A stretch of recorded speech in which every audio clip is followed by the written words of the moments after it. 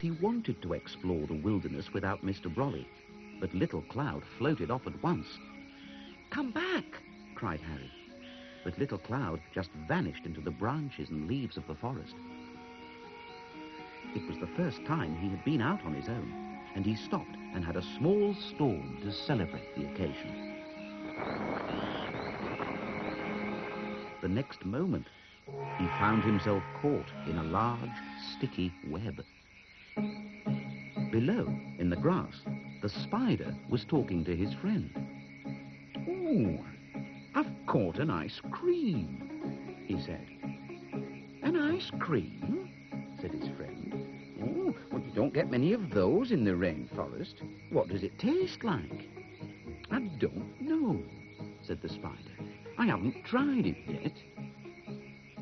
Little Cloud was furious to think that anyone could mistake him for an ice cream, and he made the biggest thunderbolt he had ever made and threw it as hard as he could. "Bumpers, boo!" he shouted, which, roughly translated, means thunders to you. The spider fell in a tangle of legs, and for a moment lay stunned in the grass. "By heck," said his friend. "What flavour was that?" "Oh, I've no idea," said the spider weakly, and he made his way along a blade of grass, closely followed by his concerned friend. Left alone, the Little Cloud began to cry. His tears fell on a large leaf which grew beneath the web. "Do you mind?" said a timid voice from under the leaf. "It's a bit early for the rains." "Blub, blub, blub," said Little Cloud.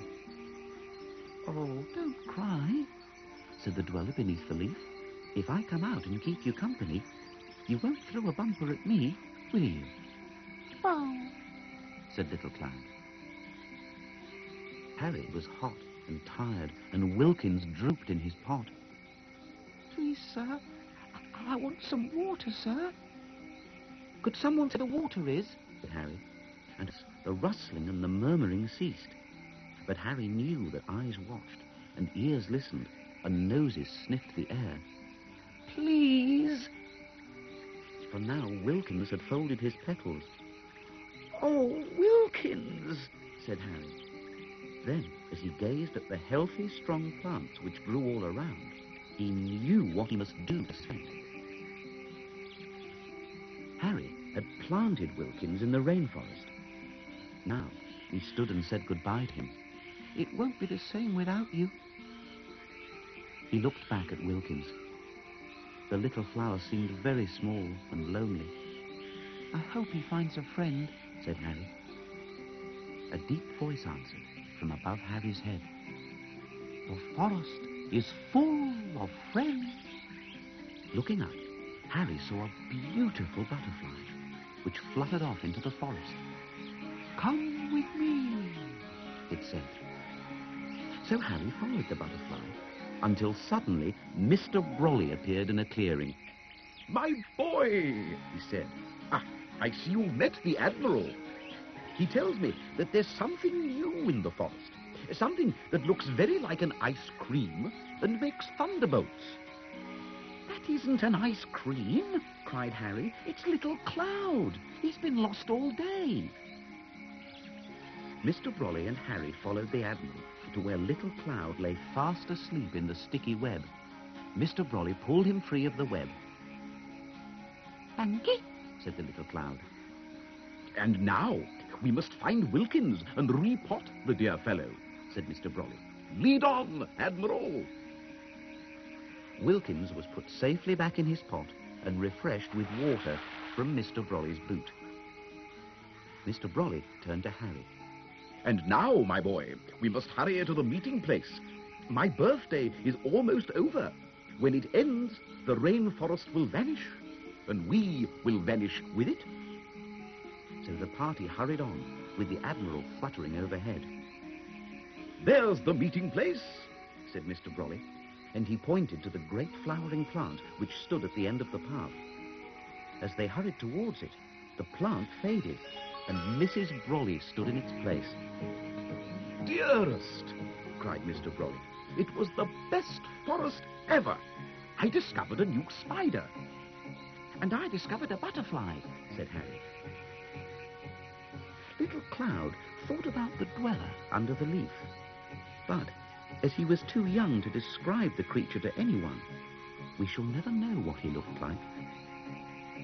And now, Brolly, it's time for the rains. Then Mr. Brolly lifted up his arms, and down came the rains.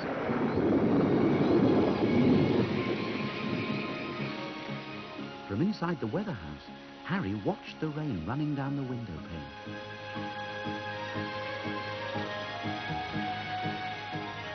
Gradually, the rainforest was vanishing. "Don't let it go!" cried Harry, and awoke suddenly in his bed. But the weather house was nowhere to be seen. A small rainforest had grown all around it.